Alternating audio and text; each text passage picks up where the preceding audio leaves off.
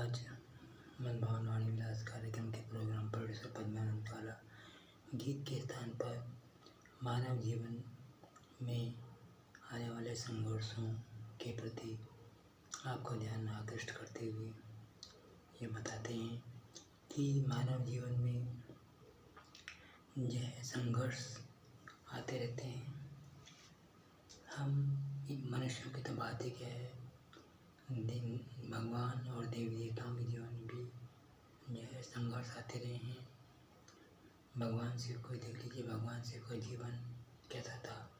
वे यह योगी यति सन्यासी थी, उनको जो है गृहस्थ आश्रम के लिए प्रवृत्त किया गया। गृहस्थ आश्रम में जब प्रवृत्त हो गई तो प्रथम पत्नी सती का जो है देहांत कुछ समय बाद हो गया।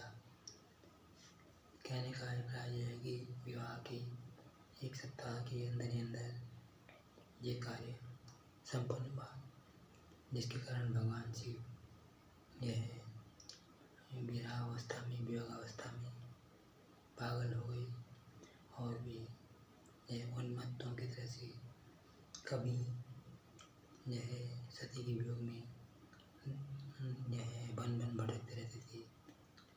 दिगंबरा अवस्था में वे कभी हंसते थे, कभी गाते थे, कभी रोते थे, कभी चिल्लाते थे। और उनकी यह इस अवस्था को देखकर लोगों ने उनका बड़ा मान, अपमान और तिरस्कार किया। यह एक समय की बात है कि वे इसी प्रकार जो है वन में विचरण कर रहे थे, तो यह वन में ऋषि पत्नियाँ उनको इस विचित्र अवस्था में देखकर यह अनुरक्त हो गई। ऋषि मुनि जो है बड़े ही क्रोधित हुए, जबकि उनकी पत्नियों का दोष था। भगवान शिव का दोष नहीं था, वो तो अपनी वियोगावस्था में थे, विरहावस्था में थे, उन्हें तन बदन की होश ही नहीं थी। तो उस समय ऋषि मुनि बड़े ही क्रोधित हो गए, अपने परिवार को न समझाकर भगवान शिव पर क्रोधित हुए और उन पर जो है वह कहने का मतलब ईंटे पत्थर फेंकने लगी। यह को मारने के लिए जो है बाघ छोड़ा गया, गड्ढे खोदे गए जिससे वे गड्ढों में गिर जाए, बाघ उनको मार कर खा जाए। लेकिन भगवान शिव ने उस बाघ के साथ संघर्ष किया, जीवन संघर्ष किया और उसको मार कर उसकी खाल निकाल उन्होंने अपने शरीर के चारों ओर पहन ली। कहने का अभिप्राय है कि मानव जी जीवन में संघर्ष न केवल मानव के मनुष्यों के जीवन में संघर्ष आते हैं, बल्कि भगवान और देवी देवताओं के जीवन में भी संघर्ष आते रहे हैं। तो इससे जो है हम मनुष्यों को शिक्षा लेनी चाहिए कि जो व्यक्ति जितना जीवन में यह संघर्ष करना जानता है वह उतना विजयी होता है, उसके अंदर उतनी शक्ति आती है। मनुष्य को यह संघर्षों से घबराना नहीं चाहिए और ये सोचना चाहिए जब भगवान और देवी देवताओं के जीवन में संघर्ष आए थे हम क्या चीज़ है। इसी तरह से जब यह सती के देहांत के बाद भगवान शंकर ने यह प्रतिज्ञा कर ली कि अब मैं किसी से विवाह नहीं करूँगा, लेकिन तारक नाम का एक राक्षस हुआ। उस तारक नाम के राक्षस ने यह भगवान शिव की यह प्रतिज्ञा का अनुचित लाभ उठाते हुए भगवान शिव की तपस्या की और भगवान शिव से यह वरदान प्राप्त कर लिया कि यह उसे केवल शिव का अपना निजी पुत्र ही उसको मार सके, कोई और न मार सके। इस पर जब भगवान शिव ने उसको यह वरदान दे दिया तो वह बड़ा ही यह शक्तिशाली हो गया, क्योंकि कोई भी देवी देवता इंद्र, वरुण, यम, कुबेर, ब्रह्मा, विष्णु आदि कोई भी नहीं मार सकते थे।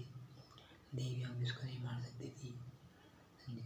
ऐसी अवस्था में महासुर को राजा बन गया। अब प्रश्न ये उठा कि शिव को फिर से विवाह के लिए तैयार किया जाए। शिव विवाह के तैयार नहीं हुई। ऋषि जो सप्तऋषि थी वे राजा हिमान के यहाँ गई और राजा हिमान की कन्या पार्वती, जिसे हम उमा कहते हैं, उमा को का हाथ देखकर उन्होंने शिव के साथ विवाह करने के लिए राजा हिमान को तत्पर किया। जब तारकासुर को पता लगा तो तारकासुर ने उस विवाह में बहुत विघ्न डाले। उसने विवाह मंडप में पहुंच गया। उसने एक नाग भगवान शिव के ऊपर जहरीला नाग छोड़ा। भगवान शंकर ने उसको हाथ से पकड़ लिया और वह नाग टेढ़ा मेढ़ा डंडा बन गया। आप साधु महात्माओं के हाथ में ये टेढ़े मेढ़े डंडे दिखते होंगे, और टेढ़े मेढ़े डंडे वो नाग ही थी जो तारकासुर के द्वारा भगवान शिव पर फेंकी गई थी। जब विवाह हो गया, विवाह होने के पश्चात तारकासुर को पता लगा कि यह पार्वती शिव गर्भवती हुई है, तो उसने पार्वती का अपहरण कर लिया और अपहरण करके अपनी राजधानी में ले गया। माता पार्वती को बंदी बना लिया। और वह ये समझिए कितना दर्दनाक वह दृश्य रहा होगा जब उसने पार्वती को सिर के बाल पकड़ कर घसीटते हुए और उनको उनके पेट पर माँ पार्वती की पेट में तारकासुर ने कार्तिकेय को मारने के लिए अपना पैर रखने का प्रयत्न किया। वो तो तारकासुर की माँ ने उसको समझाया कि यह ठीक नहीं है, अनुचित कार्य है। तारकासुर माँ का भक्त था। माँ का भक्त होने के कारण उसने माँ पार्वती को बंदी बना लिया। हम देखिए कितनी विचित्र अवस्था है यह तारकासुर का। भगवान शिव कर भी रहा है, तारकासुर से युद्ध करके उन्होंने माता पार्वती को छुड़ा लिया। तो यह तारकासुर का कार्तिकेय का जब जन्म होता है तो तारकासुर को पता चलता है। तारकासुर ने वो जो बालक था कार्तिकेय, वो ऐसा विचित्र बालक था जो आज के युग में विज्ञान के लिए भी चुनौती है। तारकासुर कार्तिकेय की 6 माताएं थी। आज तक कोई ऐसे बालक नहीं हुआ जिसकी 6 माताएं हों। वह कार्तिकेय परमनली शिशु थे। उनका शरीर सजीव होते लोहे एवं बारीक से निर्मित था। और इतिहास ये साक्षी है कि 6 वर्ष के उस बालक ने तारकासुर का अंत किया।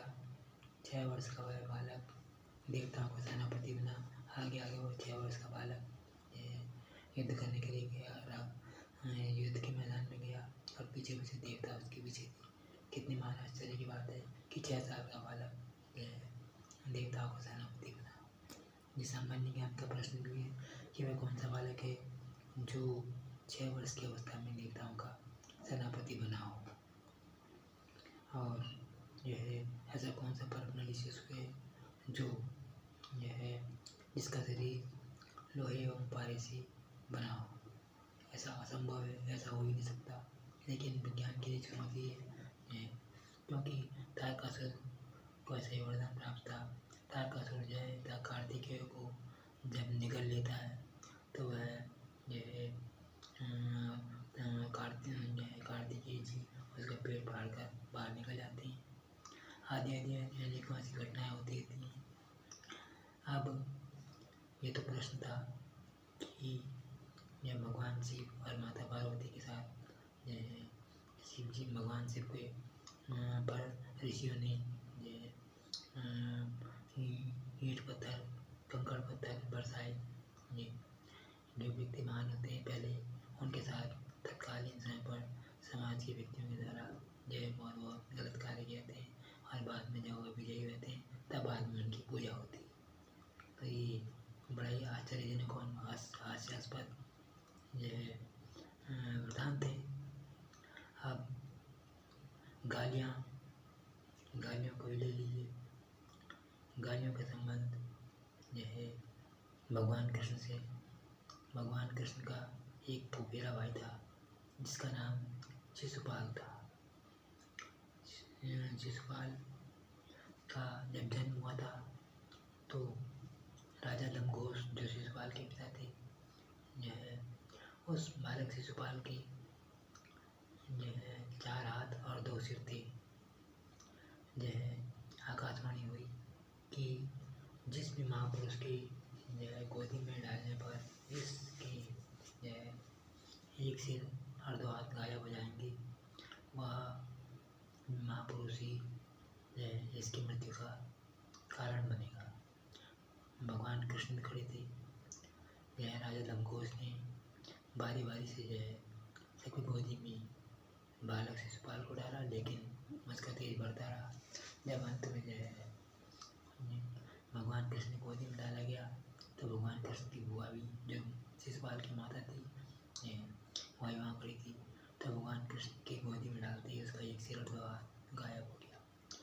यह शिशुपाल की माँ फूट फूट कर रोने लगी, अरे मेरी भतीजी, मेरे बेटे, तो क्या मेरे बच्चे का उनको की मृत्यु का कारण बनेगा। तब भगवान कृष्ण उस समय अपनी बुआ को वचन देता कि बुआ आप चिंता मत करो, ये शिशुपाल मेरा ही जो फुफेरा भाई है, ये यदि ये 100 बार भी गलती करेगा या 100 बार भी मेरी गालियाँ देगा तो मैं उसको माफ़ कर दूँगा। ये 100 बार से अधिक होने पर मैं उसको नहीं माफ़ करूँगा।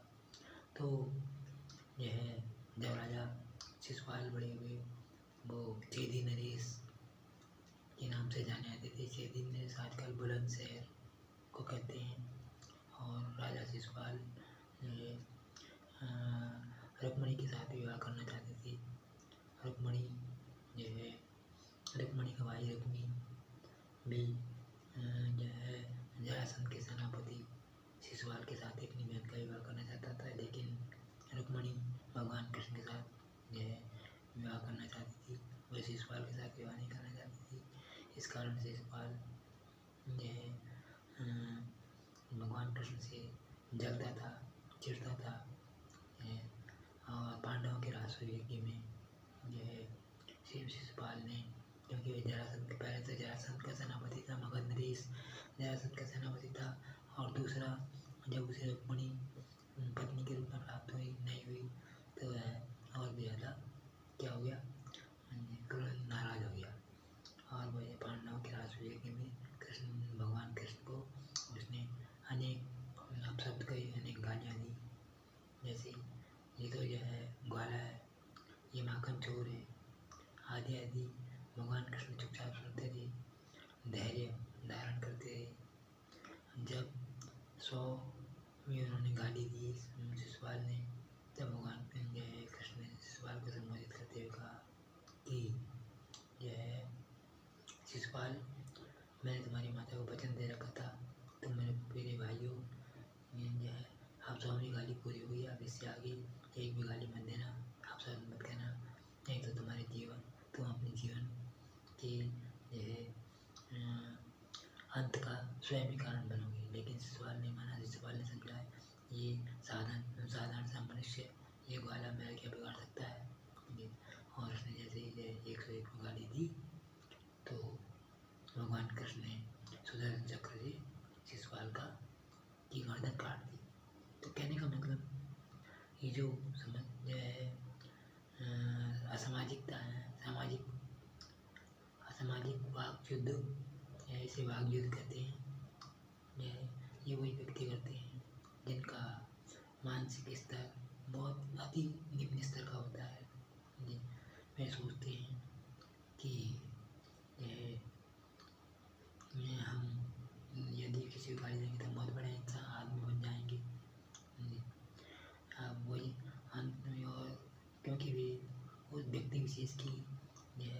जलसी या ईर्ष्या से इतना जल जाते हैं, इतना जल बन जाते हैं कि जो है वो बड़ी विक्षिप्त से विकृत मानसिकता वाले हो जाते हैं।